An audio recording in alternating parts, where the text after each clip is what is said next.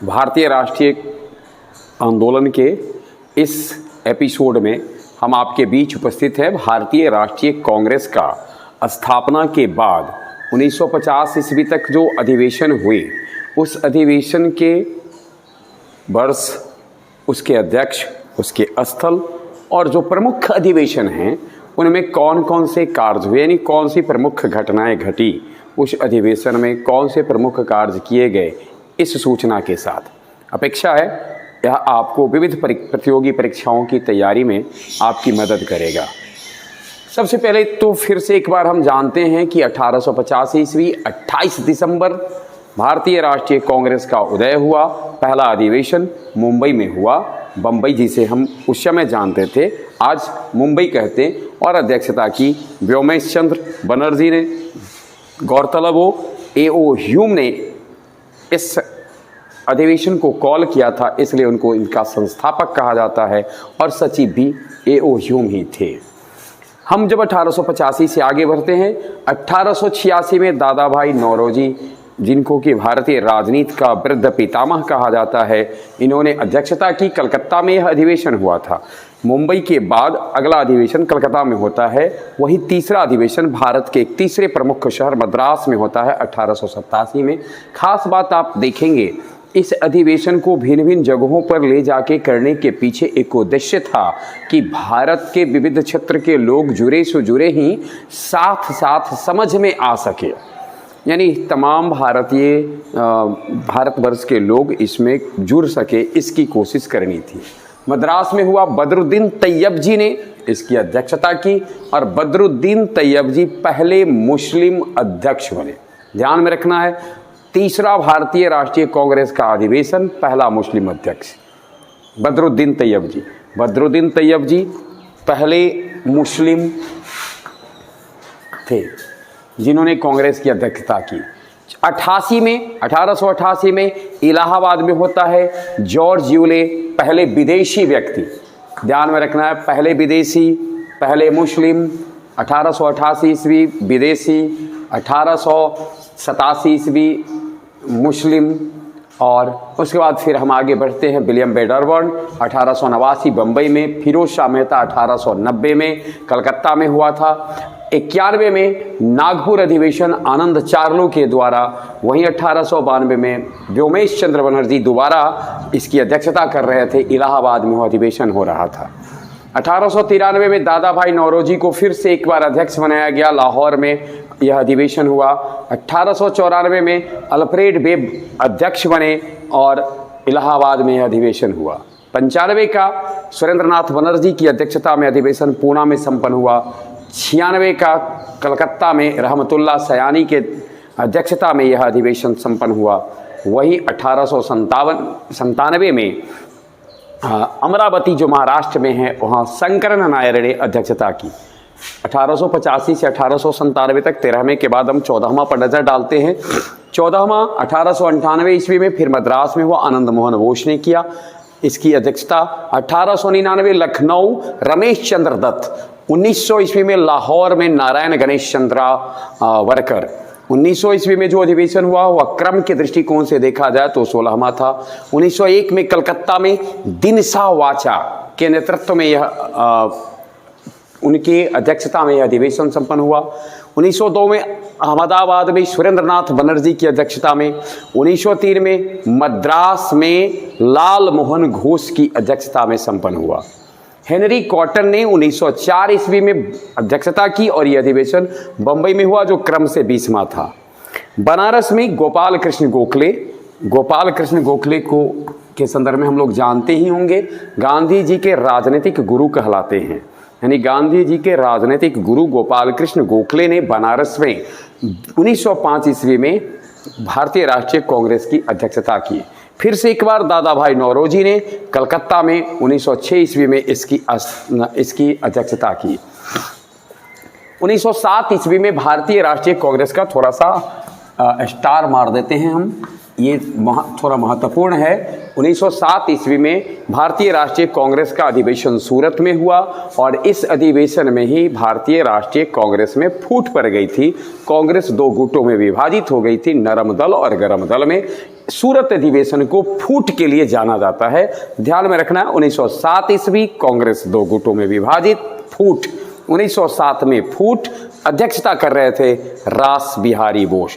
फिर से एक बार 1908 ईस्वी में रास बिहारी बोस ने अध्यक्षता की, मद्रास में इस बार हो रहा था।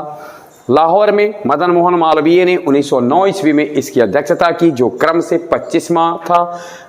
इलाहाबाद में विलियम बेडरवर्न ने 1910 ईस्वी में अध्यक्षता की। कलकत्ता में फिर 1911 ईस्वी में अधिवेशन गया, विशन नारायण धर इसकी अध्यक्षता किए। और भारतीय राष्ट्रीय कांग्रेस का 28वां अधिवेशन जब हुआ तो वह अभी जो बिहार पड़ता है, बिहार की राजधानी है पटना, वहाँ पटना के बांकीपुर में यह अधिवेशन हुआ, जिसकी अध्यक्षता आर.एन. माधोलकर ने की थी। ध्यान में रखना है, इसे भी अगर हमसे ये जाना जाए भारतीय राष्ट्रीय कांग्रेस का पहला अधिवेशन बिहार में कब हुआ, यानी भारतीय राष्ट्रीय कांग्रेस का अधिवेशन पहली बार बिहार में कब हुआ? 1912 ईस्वी। 1912 ईस्वी में बांकीपुर पटना में हुआ आर.एन. माधोलकर का। यह वह वर्ष भी था 1912 ईस्वी जब बिहार को एक स्वतंत्र अस्तित्व की प्राप्ति भी हो गई थी और बंगाल से अलग होकर बिहार एक स्वतंत्र राज्य के रूप में उदित हुआ। ये थे 28। अब हम देखते हैं 29वां से। भारतीय राष्ट्रीय कांग्रेस का 29वां अधिवेशन कराची में 1913 ईस्वी में होता है, नवाब सैयद मोहम्मद की अध्यक्षता में। मद्रास 1914 भूपेंद्र नाथ बसु की अध्यक्षता में 30वां अधिवेशन था। क्रम के अनुसार देखा जाए तो वही सत्येंद्र प्रसन्न सिन्हा ने अध्यक्षता की कांग्रेस के 31वें अधिवेशन की 1915 ईस्वी में, जो संपन्न हुआ बंबई में। अब वर्ष 1916 का था, हमने पीछे सुना है 1907 ईस्वी में भारतीय राष्ट्रीय कांग्रेस में फूट पड़ गया था। भारतीय राष्ट्रीय कांग्रेस में फूट हो गया, नरम दल और गरम दल में दो गुटों में कांग्रेस बट गया। उसके बाद से स्थिति थोड़ा भिन्न हो गई थी। कांग्रेस के अधिवेशन जो वार्षिक होते थे उसमें गरम दल के लोग पार्टिसिपेट नहीं करते थे। 1916 ईस्वी वह वर्ष रहा जो कांग्रेस के इतिहास में खास वर्ष के रूप में जाना जाएगा। पहला तो इसके साथ होता है कि अंदरूनी विवाद जो थे, अंदरूनी गुटबंदी है, वह खत्म हो जाता है। लखनऊ में 1916 ईस्वी में नरम दल वाले और गरम दल वाले ने एक साथ आना मंच पर स्वीकार कर लिया। एक खासियत तो ये रही लखनऊ अधिवेशन की कि गुटबंदी खत्म, अर्थात सूरत में जो फूट हुए थे लखनऊ में जुट गए। वहीं दूसरी ओर यह पहला अवसर था जब भारतीय राष्ट्रीय कांग्रेस के अधिवेशन में मुस्लिम लीग ने भी हिस्सा लिया था। अर्थात भारत के एक दूसरा जो राजनीतिक गतिविधियों को अपने सिरे से चला रहा था, संचालित करने वाली संस्था थी मुस्लिम लीग, उसका भी इसमें आना हुआ। इसकी अध्यक्षता अंबिका चरण मजुमदार ने की थी। यह अधिवेशन 1916 का इन मामलों में खास रहा। बिहार वालों के लिए यह और खास बात थी, इसी अधिवेशन में महात्मा गांधी से मुलाकात हुई थी पंडित राजकुमार शुक्ल की। राजकुमार शुक्ल की मुलाकात महात्मा गांधी से यही हुई थी जब उन्होंने न्योता दिया था कि आप आएंगे। गांधी जी जब अफ्रीका से लौटे थे तो पर्यवेक्षक के रूप में 1916 के लखनऊ अधिवेशन में हिस्सा लिए थे। तो बहुत बहुत खास रहा लखनऊ अधिवेशन। हम इसके बाद आगे बढ़ते हैं। एनी बेसेंट कलकत्ता पहली महिला। ठीक इसके एक साल बाद भारतीय राष्ट्रीय कांग्रेस की अध्यक्षता एनी बेसेंट ने की, पहली महिला बनी अध्यक्षता करने वाली।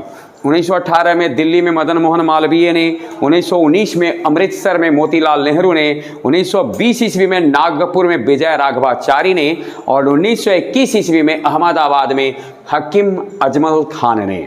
फिर बांकीपुर में हमने देखा था कि बिहार में बांकीपुर में 1912 में कांग्रेस का अधिवेशन हुआ था, लेकिन उसके बाद बिहार में कांग्रेस का दूसरा अधिवेशन जब देखेंगे तो वो आता है गया में। 1922 ईस्वी में गया में, बहुतों बार पूछ चुका है, गया कांग्रेस अधिवेशन कब हुआ था? गया में 1922 ईस्वी में अध्यक्षता की चित्तरंजन दास ने। भारतीय राष्ट्रीय कांग्रेस के 1922 के गया अधिवेशन की अध्यक्षता चित्तरंजन दास ने की थी, वो भी कुछ खास था। 1923 ईस्वी में मौलाना मोहम्मद अली ने काकीनाडा में कांग्रेस की अध्यक्षता की, जो क्रम के अनुसार 39वां था। अब आए 40वां अधिवेशन। 40वां अधिवेशन को खास बनाया गया, खास बन जाता है क्योंकि वह ऐसा अधिवेशन था जब महात्मा गांधी उसकी अध्यक्षता कर रहे थे। महात्मा गांधी बेलगांव में कांग्रेस के अधिवेशन की अध्यक्षता किए और ये खास बात थी। सरोजिनी नायडू 1925 ईस्वी में कानपुर में कांग्रेस की अध्यक्षता की। सरोजिनी नायडू पहली भारतीय महिला है। ध्यान में रखेंगे 1917 ईस्वी में एनी बेसेंट महिला बनती है कांग्रेस की, जो अध्यक्ष बनती है। लेकिन भारतीय महिला के दृष्टिकोण से बात की जाए तो वह अवसर मिल आता है 1925 ईस्वी में, जब सरोजिनी नायडू ने भारतीय राष्ट्रीय कांग्रेस की अध्यक्षता की। 1926 में श्रीनिवास अय्यर ने गुवाहाटी में, 1927 में मद्रास में M.A. अंसारी ने, 1928 ईस्वी में मोतीलाल नेहरू ने और 1929 ईस्वी में जवाहरलाल नेहरू ने इसकी अध्यक्षता की। खास वर्ष बात है 1885 से लेकर के 1928 ईस्वी तक भारतीय राष्ट्रीय कांग्रेस ने कभी भी अपने एजेंडे में प्रत्यक्ष रूप से सीधे तौर पर स्वराज का इस्तेमाल नहीं किया। लेकिन 1929 ईस्वी में जब लाहौर में अधिवेशन हुई, तब कांग्रेस ने अपने एजेंडे में पूर्ण स्वराज की बात की और कहा कि अब हम ना तो इंटरिम चाहिए, ना मतलब ना कहने का ना अंतरिम चाहिए, न मान मनोते, अब हमें पूर्ण स्वराज चाहिए। 1930 ईस्वी उसके बाद इस प्रकार से खाली रहा। पंडित जवाहरलाल नेहरू के अधिवेशन के बाद अगर हम देखें क्रम के दृष्टिकोण से 47वां, ये दोनों अधिवेशन की बात की जाए जवाहरलाल नेहरू की ही अध्यक्षता में संपन्न हो गए। 47वां कराची में वल्लभ भाई पटेल ने इसकी अध्यक्षता की। दिल्ली में अमृत रणछोड़ दास सेठ ने 32 में, कलकत्ता में नेल्ली सेनगुप्ता ने 1933 में और 1934 ईस्वी जिस वर्ष बिहार में भूकंप हुए थे, बिहार के ही कांग्रेस अध्यक्ष मिले थे और बिहार में उस साल संयोग से बहुत बड़ी त्रासदी हुई थी। 1934 ईस्वी भूकंप हुए थे। खास बात रही भारतीय राष्ट्रीय कांग्रेस की अध्यक्षता किया था राजेंद्र प्रसाद ने। 36 ईस्वी में 35 फिर उनके ही पास रहा। 36 में लखनऊ में जवाहरलाल नेहरू। लखनऊ देखिए, जहां पर जो लिंक खाली रहता है इसका अर्थ है कि उस वर्ष में उसकी कोई परिवर्तन नहीं होते हैं, वही रहता है। या तो वार्षिक अधिवेशन रद्द हो गया या फिर वो वार्षिक अधिवेशन में कुछ विशेष नहीं हुआ, जो पीछे का जो थे उन्हीं की ही अध्यक्षता कायम रह जाती। जवाहरलाल नेहरू 36 में फिर से भारतीय राष्ट्रीय कांग्रेस की अध्यक्षता की, लखनऊ में हुआ। 37 में फैजपुर में जवाहरलाल नेहरू ने बंगाल में अध्यक्षता की। और हरिपुरा बहुत खास था। हरिपुर अधिवेशन गुजरात में हुआ। सुभाष चंद्र बोस ने इसकी अध्यक्षता की और अगले साल ही 1938 में पूछा जाता है सुभाष चंद्र बोस भारतीय राष्ट्रीय कांग्रेस के अध्यक्ष कब बने?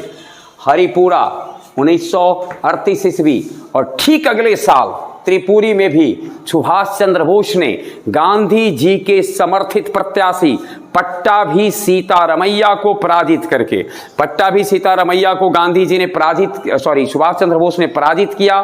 पट्टाभी सीतारमैया गांधी जी के समर्थित प्रत्याशी थे और उन्होंने फिर से कांग्रेस का अध्यक्ष पद प्राप्त किया। लेकिन जब गांधी जी ने इसे अपनी व्यक्तिगत हार कहा तो सुभाष चंद्र बोस ने गांधी जी के सम्मान में और कांग्रेस में फूट न पड़े, इसको देखते हुए अपने पद से त्यागपत्र दे दिया। तो फिर से राजेंद्र प्रसाद को उसकी अध्यक्षता सौंपी गई।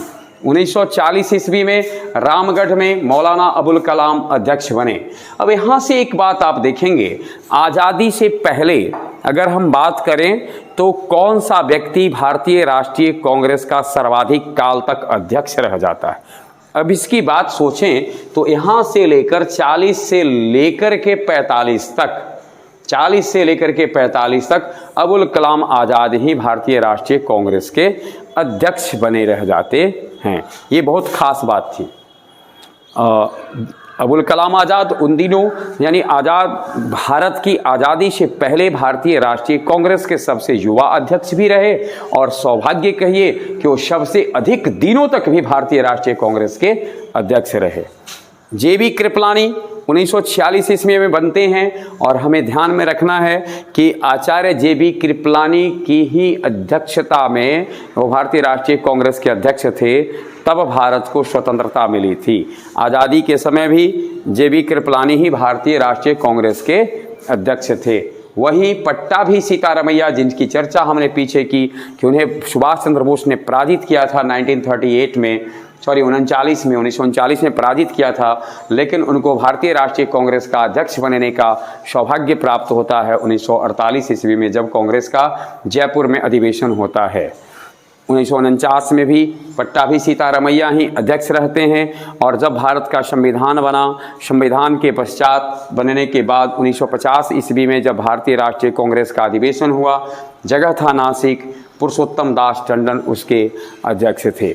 1950 के बाद हम जिस भारत में कांग्रेस को देखते हैं, अगले कुछ वर्षों तक वह भारतीय राष्ट्रीय कांग्रेस ही थी।